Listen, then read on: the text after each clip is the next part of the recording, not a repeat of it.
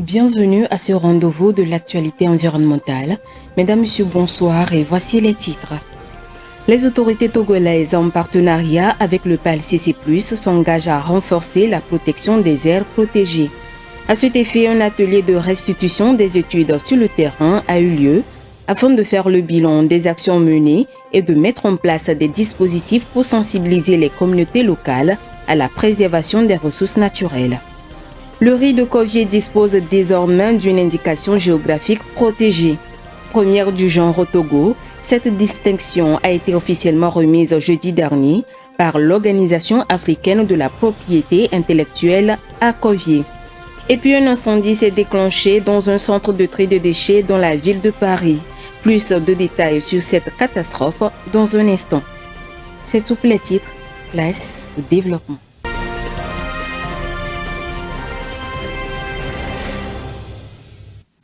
Le programme d'appui à la lutte contre le changement climatique, la protection de la biodiversité et l'agroécologie PALCC+, a organisé les jeudis et vendredis derniers à Lomé un atelier de restitution d'une étude portant sur la protection des aires protégées. Cette rencontre a permis de partager les résultats avec les différents acteurs présents afin de renforcer la gestion durable de ces sites tout en sensibilisant les communautés locales à la préservation de la faune et de la flore. Suivant. Afin de renforcer la gestion durable de ces aires protégées, le Togo, en partenariat avec le programme d'appui à la lutte contre le changement climatique, la protection de la biodiversité et l'agroécologie PALCC+, avec l'appui financier de l'Union européenne, s'est doté de 2 dispositifs novateurs et complémentaires visant à mieux évaluer l'état de conservation de la biodiversité. Pour mieux partager ces résultats, le PALCC+, a organisé les 3 et 4 avril dernier à Lomé un atelier de restitution avec les gestionnaires d'aires protégées, les chercheurs, les décideurs politiques, les ONG et les représentants des communautés locales. Le but était d'analyser ensemble l'état de santé des aires protégées afin de convenir ensemble sur les éléments de faiblesse et les forces, ce qui permettra de prendre des engagements pour des efforts futurs sur les prochaines étapes. Dans le cadre de ce programme, une évaluation approfondie de l'efficacité de la gestion de 5 aires protégées a été réalisée. 3 parcs nationaux, dont Fazao Malfakassa, Abdoulaye et Togodo, ainsi que 2 zones conservées, dont Alibi 1 et le complexe des Mares à Fito, ont été passés en revue. Par ailleurs, un dispositif inédit a été mis en place au sein des 3 aires protégées principales, dont les stations permanentes de comptage des oiseaux. Ce programme vise aussi un développement parallèle de l'écotourisme. Les résultats du suivi ornithologique pourraient en effet servir à créer des circuits dédiés à l'observation des oiseaux, offrant ainsi une nouvelle dynamique économique aux communautés locales, tout en les sensibilisant à la préservation de la faune et de la flore. À travers cette initiative, le Togo ambitionne de renforcer sa résilience environnementale et de démontrer que la conservation de la biodiversité peut aller de pair avec des actions de développement durable. Un défi de taille, mais désormais mieux encadré. Le riz de Covier, emblème agricole de la région maritime du Togo, a obtenu le label d'indication géographique protégée. Délivré par l'Organisation africaine de la propriété intellectuelle, cette distinction marque une étape décisive dans la valorisation des produits togolais. Les détails avec Honoré Kata. Le riz de Covier, cultivé dans la région de Covier au Togo, a récemment été officiellement reconnu par une indication géographique protégée, un premier pour le pays. Cette distinction, obtenue par l'Association pour la promotion et la protection de l'indication géographique du riz de Covier, met en valeur les spécificités uniques de ce produit et les savoir-faire traditionnels des producteurs locaux. Délivrée par l'Organisation africaine de la propriété intellectuelle, cette certification offre désormais une protection juridique contre les contrefaçons et garantit aux consommateurs l'authenticité du riz de Covier. Cette labellisation représente bien plus qu'une simple reconnaissance symbolique. Elle s'inscrit dans une dynamique de développement du secteur agricole togolais, en particulier la filière rizicole. En offrant une traçabilité complète du produit, l'IGP favorise la valorisation de la production locale, tout en contribuant à renforcer l'économie rurale. Selon Joseph Kokou Adokanou, Président de l'Association pour la promotion et la protection de l'indication géographique du riz de Kovie, cette distinction constitue une véritable opportunité pour les producteurs qui devraient désormais bénéficier de meilleures perspectives de revenus tout en améliorant la visibilité du riz de Kovie sur le marché national et international. Dans un contexte où le Togo cherche à moderniser son secteur agricole, cette reconnaissance du riz de Kovie rejoint les initiatives récentes visant à soutenir la filière. En octobre 2024, la Chambre de commerce et d'industrie du Togo, CCI Togo, a lancé le projet d'appui à la valorisation du riz togolais, PAVRIT, visant à promouvoir ce produit clé pour le pays. Ainsi, l'IGP du riz de Kovie s'inscrit dans une série de réformes destinées à stimuler l'agriculture togolaise, améliorer les conditions de vie des producteurs et renforcer l'économie nationale. Le 27 mars 2025, la plateforme industrielle d'Aditi-Kopé a officiellement remis les outils de collecte des déchets au comité villageois de développement du canton d'Aditi-Kopé. L'initiative vise à équiper les communautés locales des moyens adéquats pour une meilleure gestion des déchets et pour renforcer l'assainissement du cadre de vie des populations. Léonce Sago. Une cérémonie de remise d'équipements de nettoyage de déchets, présidée par l'administrateur général de la plateforme industrielle d'Aditi-Kopé, le colonel Idiola Sanda, a eu lieu le 27 mars dernier. Elle s'est déroulée en présence du représentant du maire de la commune d'Agouenivé 6, Marcel Kofi-Roninglo, et du chef canton d'Aditi-Kopé, Togbi Yaovi Odeno 2.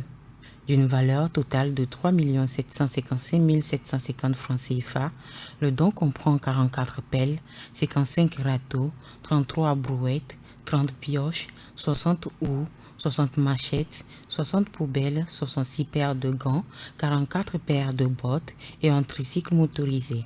Ces outils permettront d'améliorer la collecte, le transport et l'élimination des déchets dans les 12 villages du canton d'Aditi-Kopé, où le manque de ressources a longtemps entravé l'efficacité des travaux d'assainissement.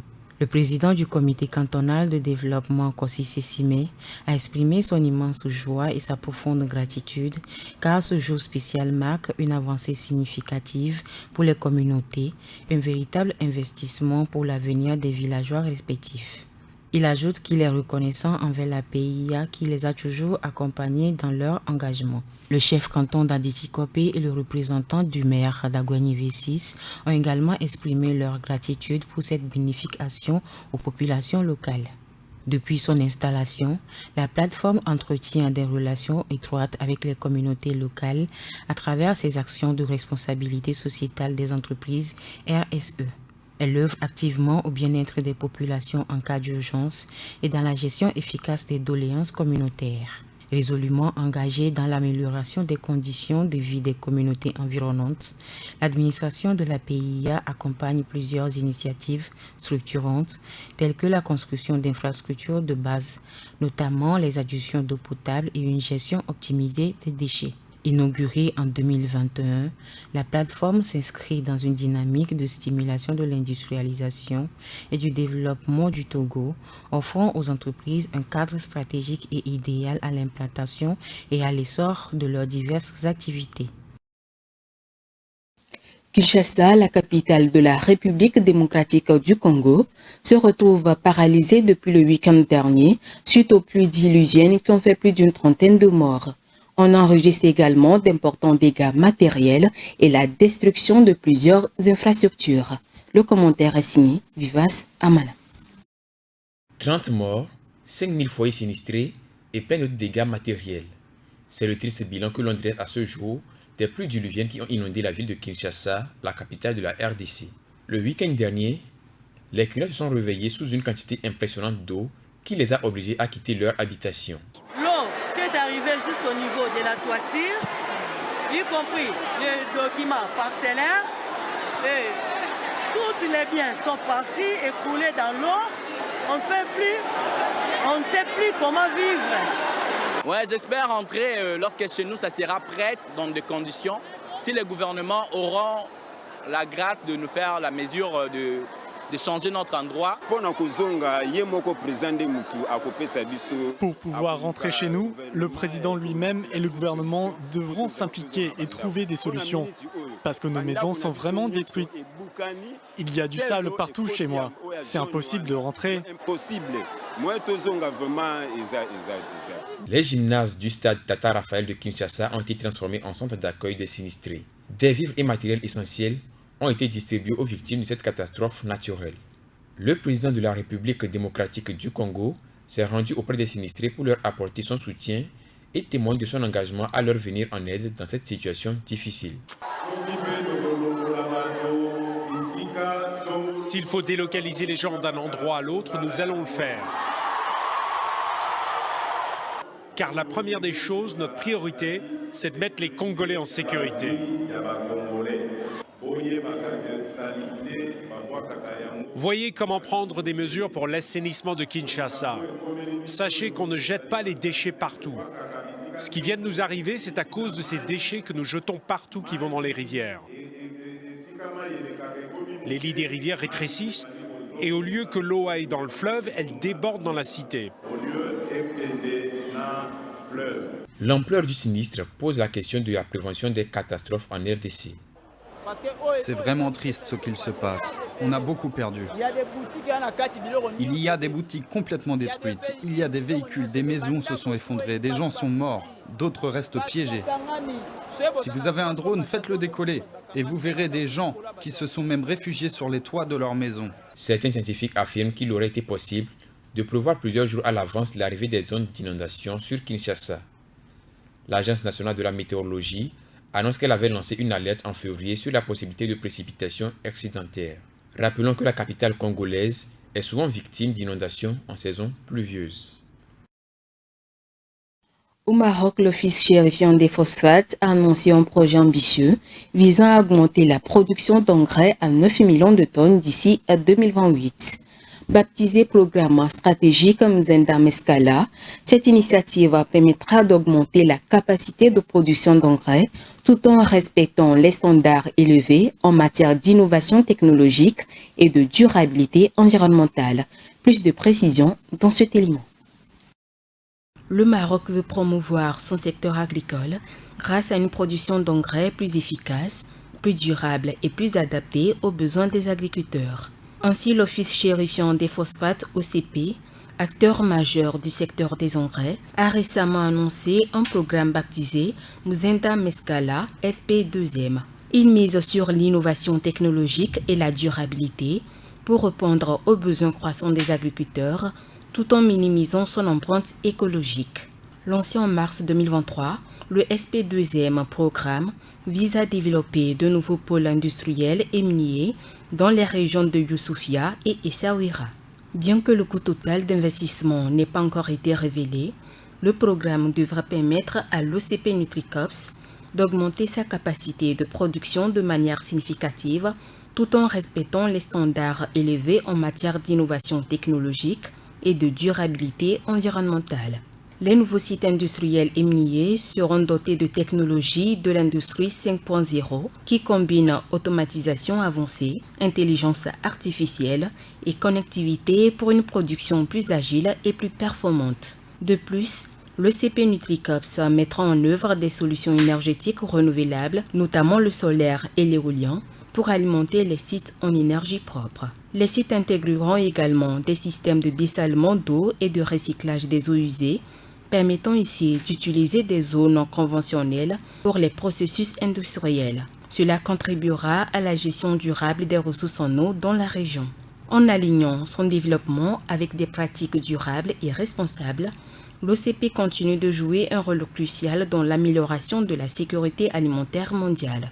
Le programme SP2M est un exemple parfait de l'engagement de l'OCP à soutenir une agriculture respectueuse de l'environnement tout en répondant aux exigences croissantes sur le marché mondial. Grâce à ce projet, l'Office chérifien des phosphates fait un pas important vers l'augmentation de sa production d'engrais tout en adoptant des technologies de pointe et des pratiques durables. Cette initiative ambitieuse permettra non seulement de répondre aux besoins croissants des agriculteurs mondiaux, mais aussi de contribuer à un avenir agricole plus durable, où la compétitivité et la durabilité vont de pair. Un incendie s'est déclenché dans un centre de tri des déchets à Paris, la capitale française. D'après les autorités, aucune toxicité n'est à craindre. Les causes du sinistre ne sont pour l'instant pas connues. Voyons cela avec Vivace Amana. Un incendie spectaculaire s'est déclaré dans la capitale française dans la nuit du 7 avril dernier. En effet, un centre de tri de déchets de la société Sitcom dans le nord-ouest de Paris a été ravagé par des flammes dont l'origine reste encore inconnue. Sur certaines images comme celle-ci, le ciel de Paris et ses monuments emblématiques se retrouvent sous un panache de fumée. Selon le préfet de police de Paris et la ministre française de la Transition écologique Agnès Pannier-Runacher, aucun risque de pollution n'est à craindre. À l'intérieur du bâtiment, aucune victime n'est à déplorer également. Les flammes ont été maîtrisées par les équipes de pompiers dépêchées sur les lieux du sinistre. Pour l'instant, une enquête est ouverte pour déterminer les causes de l'incendie dans la capitale française. Le navire Plastique Odyssée a officiellement lancé le 7 avril dernier une mission régionale contre la pollution plastique dans l'océan Indien. Cette mission a mobilisé des scientifiques, des acteurs locaux et des citoyens pour sensibiliser, documenter et promouvoir des solutions concrètes face à la pollution plastique. Rafietou Mberikou. Le navire Plastique Odyssée a entamé une tournée régionale de grande ampleur dans l'océan Indien. À son bord, une vingtaine de scientifiques des 5 États membres de la Commission de l'océan Indien. Objectif, cartographier la pollution plastique côtière et en haute mer, identifier les principaux facteurs de pollution plastique autour des îles, analyser les pathogènes véhiculés par les plastiques et leurs risques pour la santé humaine et la biodiversité. Pendant 4 mois, le navire Plastique Odyssée et la Commission de l'océan Indien entreprendront une campagne océanographique et citoyenne pour un océan Indien sans plastique. Le navire fera escale dans plusieurs ports des États membres de la Commission de l'océan Indien, notamment dans le port de la Réunion de France, le port Louis de Maurice, le Victoria aux Seychelles, la Grande Comore et Anjouan, Comore et Tamatave du Madagascar. L'initiative est proposée et organisée par la Commission de l'océan Indien à travers son projet Expédition Plastique Océan Indien, Exploit, soutenu par l'Agence française de développement et le Fonds français pour l'environnement mondial en collaboration avec Plastique Odyssée et avec l'appui de la Mauritius Commercial Bank. Au terme de cette mission, le navire continuera son tour du monde en direction de l'Afrique de l'Est, puis de retour en Afrique de l'Ouest pour finalement rentrer en France en mars 2026. Ainsi s'achève cette actualité environnementale. Merci de l'avoir suivi, passez une agréable soirée et surtout prenez soin de vous. Green TV International, we revive the environment.